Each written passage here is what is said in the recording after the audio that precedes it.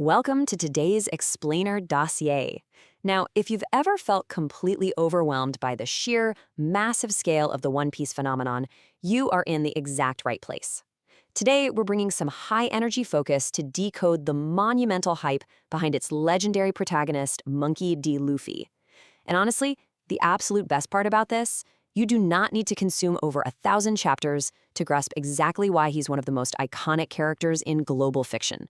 We're going to break down his unique powers, his incredible family lineage, and his epic journey, making the whole shebang crystal clear. Okay, let's dive right into this. Before he was this global powerhouse shaking the very foundations of the world, Luffy was really just a 7-year-old kid who made a deeply personal promise.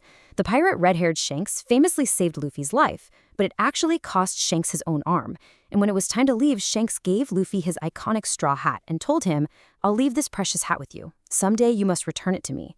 This single, quiet promise is incredibly important because it completely grounds Luffy's chaotic and boundless energy.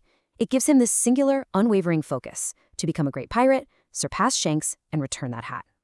Think of this as our treasure map for today. To truly understand this complex character, we're going to explore 6 key pillars. Number 1, the Dreamer of East Blue. 2, the Gum Gum Devil Fruit. 3, mastering the gears. 4, the power of Haki.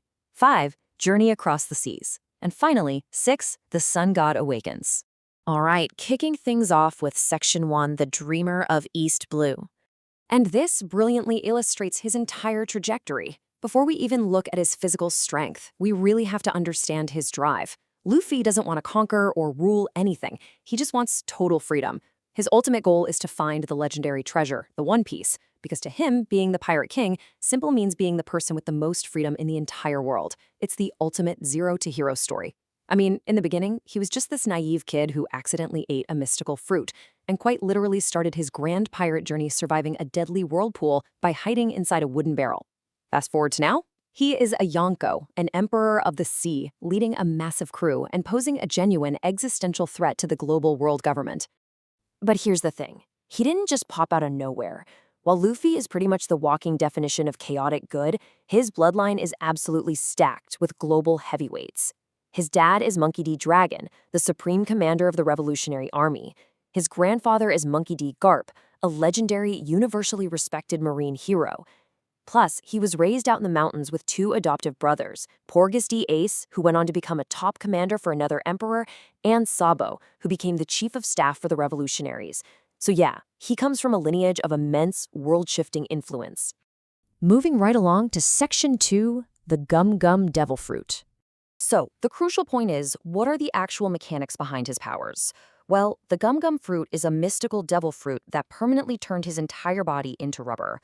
This gives him incredible elasticity, allowing him to literally stretch his limbs for attacks, along with unbelievable physical durability. But the cost? It's steep.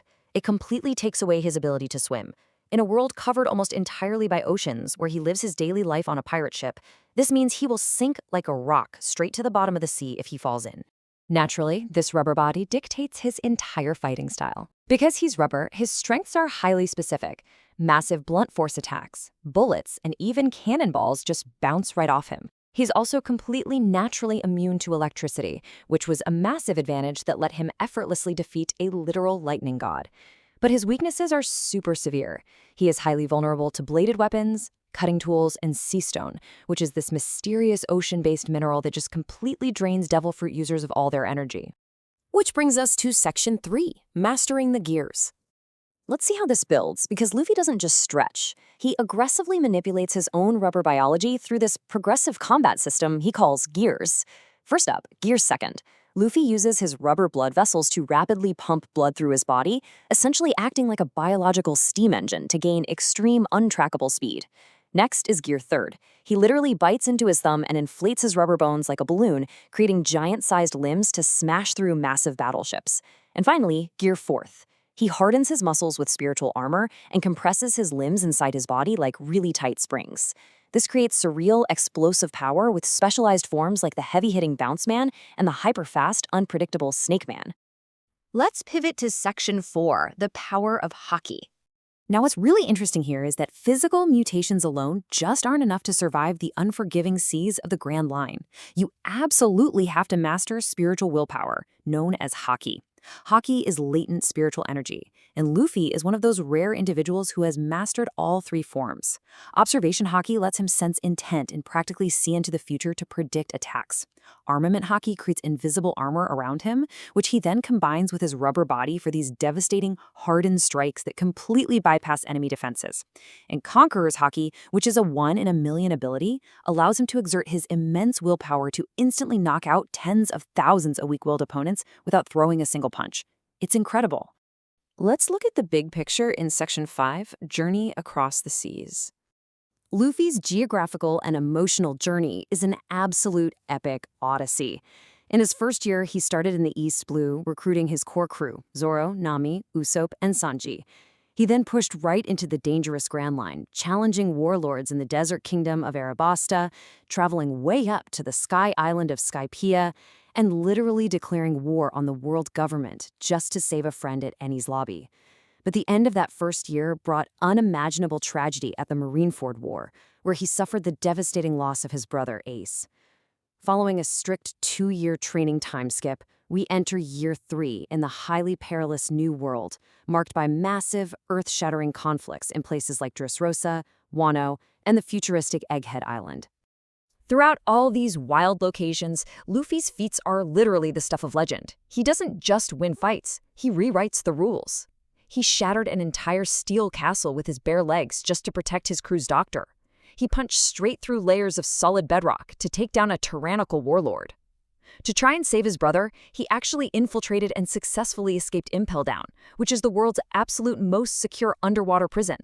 And most recently, he defeated the seemingly invincible Emperor Kaido in a clash of wills so powerful it literally split the clouds in the sky. These aren't just flexes of strength, they're mini narratives of extreme loyalty. He will move mountains for his friends, showing us time and time again the true meaning of resilience and devotion. And that brings us to our final stop, Section 6, The Sun God Awakens. Okay, prepare yourself, because it turns out everything we thought we knew about his devil fruit for the last 2 decades, it was basically just a cover-up. During his grueling battle with Kaido, Luffy finally unlocked his devil fruit's true awakening nature, Gear 5th. The world government had been hiding its real name all along. He didn't actually eat the gum-gum fruit. He ate the mythical human fruit model Nika. This awakening transforms Luffy into the Sun God, a warrior of liberation. It is arguably the most ridiculous, overpowered form in anime history.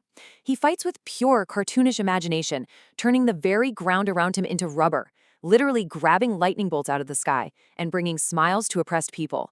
It perfectly encapsulates his chaotic, good energy, granting him ultimate, unbridled freedom in combat. And you better believe the world government took notice. Because of this massive awakening and his victory in Wano, Luffy's current bounty sits at a monumental 3 billion berries. To put that staggering number into perspective, it's undeniable visual proof of his immense growth. He's no longer just that underdog kid from the East Blue. He is an absolute top-tier threat to the entire global establishment. So what does this all mean? Well, it leaves us with a final burning question. With the unbelievable powers of a sun god at his disposal and the world government in absolute upheaval, what is Luffy's true, unrevealed dream?